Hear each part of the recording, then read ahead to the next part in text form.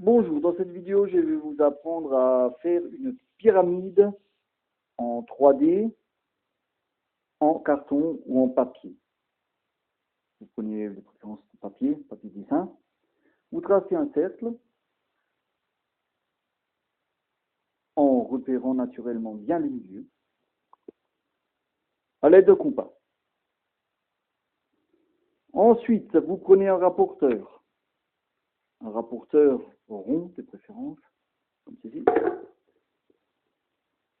Vous le prenez, vous le positionnez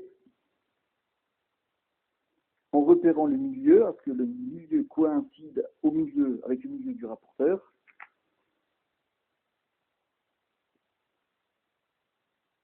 Voilà. Et ensuite,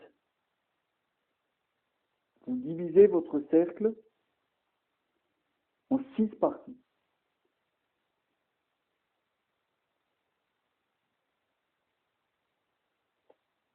Vous pouvez également le diviser en 5 et en 6, car il faut laisser des languettes pour le collage. Le milieu, vous utilisez votre rapporteur et vous divisez votre cercle en 6 parties. Le milieu coïncide avec le milieu. Le 0, vous le repérez ici, et vous mesurez 60. On va mesurer 60, c'est très précis.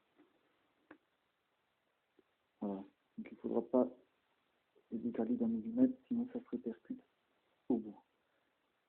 Étant donné qu'un cercle fait 360 degrés divisé par 6, cela fait 60 degrés. Vous découpez le tour de votre cercle à chaque fois en 60. 60, ensuite 60 et ainsi de suite. Vous pouvez utiliser un compas, mais le compas, c'est un peu moins précis. Déjà avec ce style d'instrument, s'il se trompe de quelques millimètres, à la fin, on n'y arrive pas. Donc il faut que ce soit mesurer ça très précisément.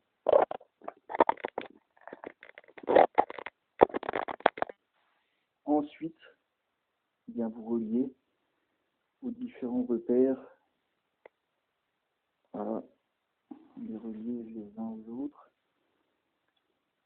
avec une règle, à l'aide d'une règle. Voilà. C'est pas plus bête que ça. Voilà, vous reliez à chaque fois un point à un autre. Voilà ce que ça donne.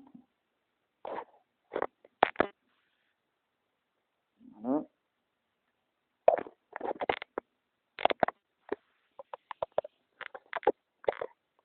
6 parts égales. 6 parts égales.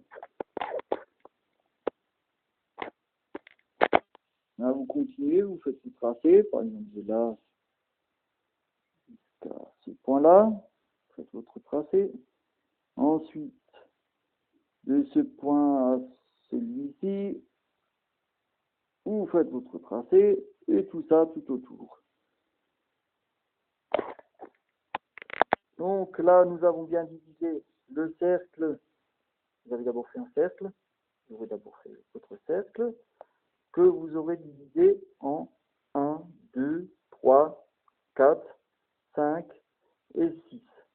6 parties.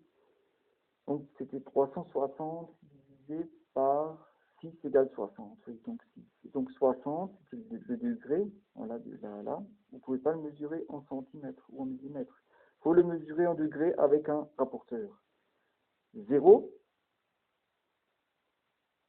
Et là, vous arrêtez ici à 60 degrés. Vous reprenez votre rapporteur, vous le reportez là-dessus et vous mesurez 60 degrés à chaque fois. Tout ça, tout autour. Vous pouvez faire au rapporteur, c'est moins précis. Essayez de le faire à l'ordinateur, avec l'ordinateur, mais là, je ne connais pas trop les logiciels, je ne sais pas si